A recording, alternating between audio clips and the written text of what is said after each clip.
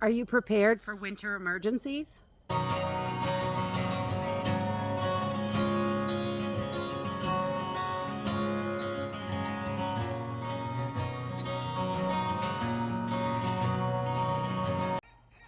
Hey everyone, welcome to Homestead Corner. I'm Ginny, and today I want to talk about preparing for winter emergencies.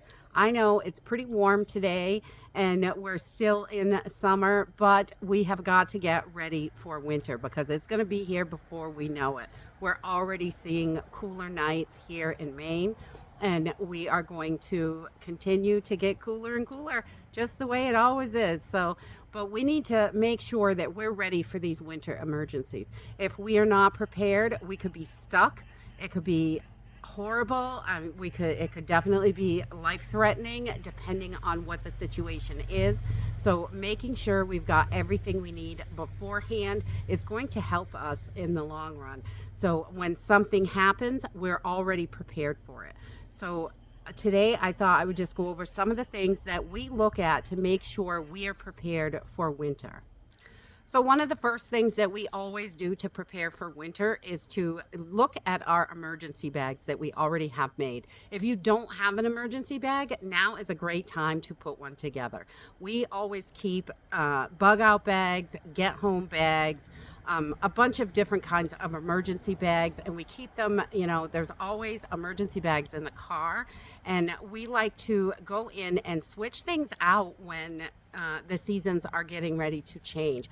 Right now we have lighter weight clothing in there. We don't have all that extra winter gear in our emergency bags, but now's a great time to really look at what you have. Check your food and your expiration dates, things like that. Maybe you want to rotate out your food, rotate out your water. We like to do that every 6 months or so. We also like to add gloves, extra layers of clothing. It doesn't have to be big, huge jackets or anything like that, but having extra layers that you can put on is definitely wonderful for winter time, and that way you can adjust your layers as needed. If you have to start hiking, you can peel stuff off.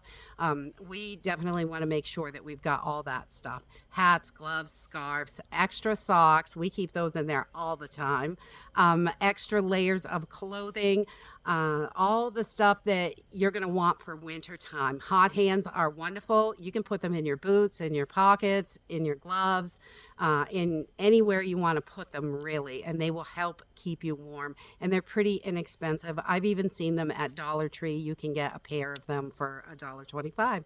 So we usually get the big huge packs because they're a lot cheaper that way. The next thing we do right now is go through our pantries. We want to make sure that our pantry is as stocked as possible. With ice and snow and all the different things that can happen, hurricane season is coming as well. We want to make sure we've got everything we need in the house. If we have to hunker down, we can. Sometimes when it snows, if it snows for days and days and days, and then it may take a couple days for them to clean up the road, it could be a week that we're not able to go to the store, and that's okay. We want to make sure that we've got everything. If that happens, we're prepared for it, and everything's going to be just fine.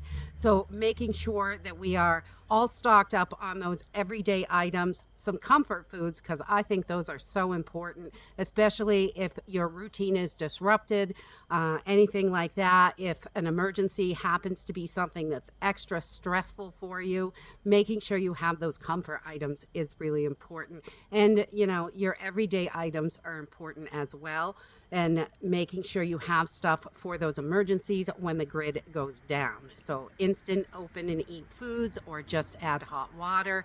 Those are always wonderful in your pantry.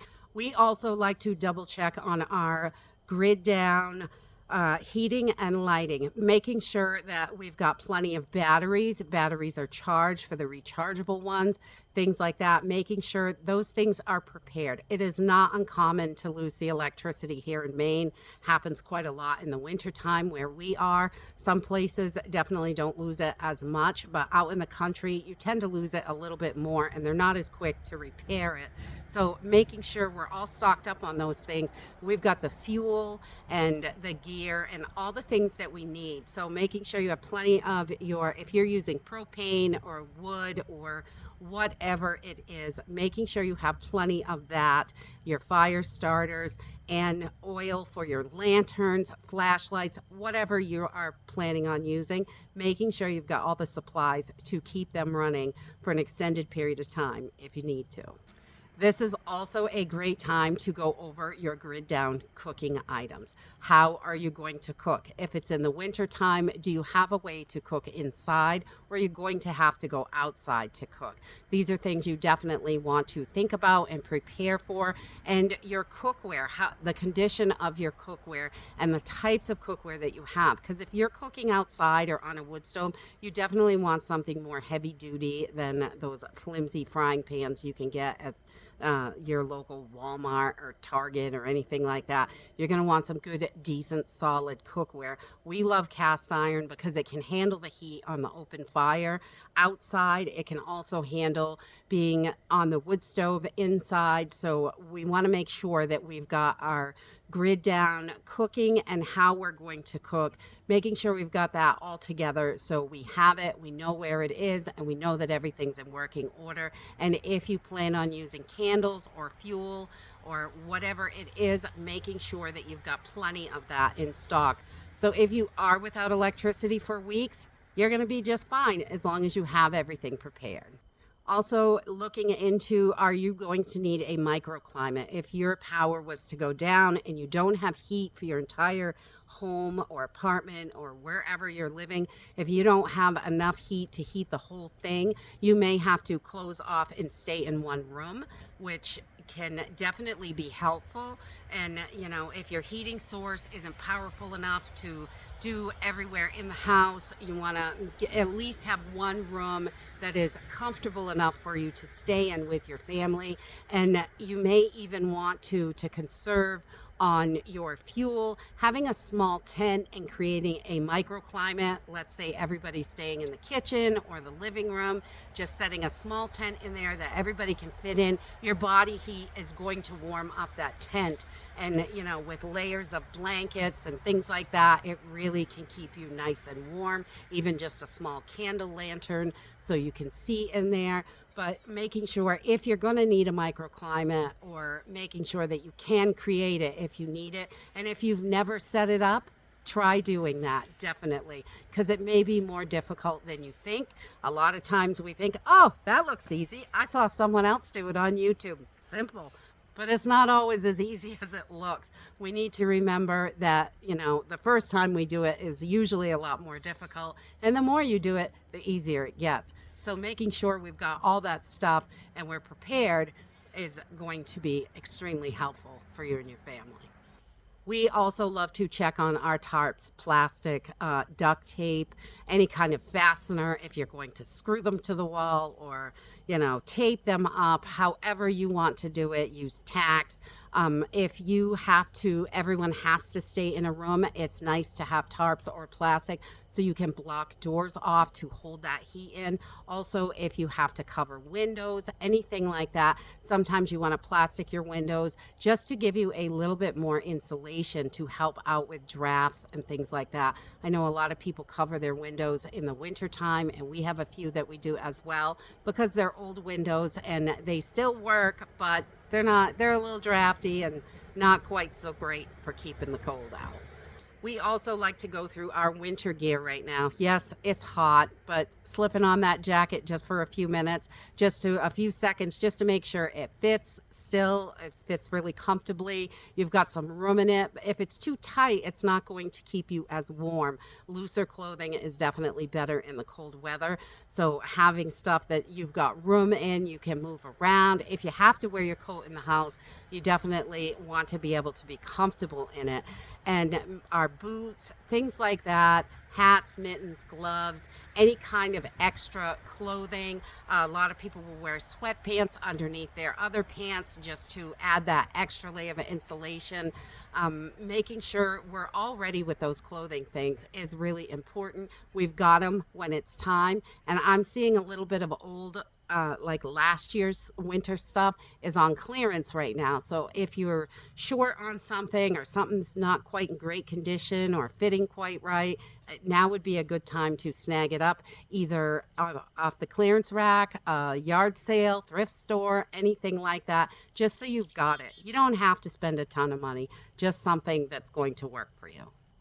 And with the possibility of grid down, I think right now is a great time to look at your fire alarms, fire extinguishers, fire blankets for if you're going to be cooking with open fire in your kitchen. Even with candles, it can get dangerous if you've got open flames. So making sure we have all that stuff, everything's in good condition and ready to go when we need it, and handy. We want to have these things handy so they are ready to use. So we keep a fire blanket right inside the pan cabinet, right next to the stove. If there's a fire, you can just rip it right out and you've got the fire blanket to cover it over. Those are wonderful and pretty affordable. I think ours were around $10 a piece, and definitely worth their weight in gold if you have a fire. You want to be able to contain it and make sure that everything is going to be okay without your whole place burning down. So checking on those fire extinguishers, changing batteries in your fire alarms if you need to, carbon monoxide detectors, whatever it is that you have, making sure you've got all of that ready for winter can definitely be a lifesaver. The next thing we like to do is go through our first aid supplies. When we're prepping for winter or any time that we're thinking about the next season or the season after, whenever we're going through stuff, we always like to make sure that we are checking on our first aid supplies. They can be life-saving. You can get infection really easy if you're not covering up cuts and things like that. So making sure we've got all those first aid supplies is super important, and making sure they're ready to go. Your first aid kits are filled up and you have all the things you need. So while we're going through our winter preps and making sure we've got everything we need, we also like to get them organized and make sure that everything is where we can find it. Because if you can't find it, you might as well not have it. And that's it for today. I hope you enjoyed this video, and I hope to see you next time.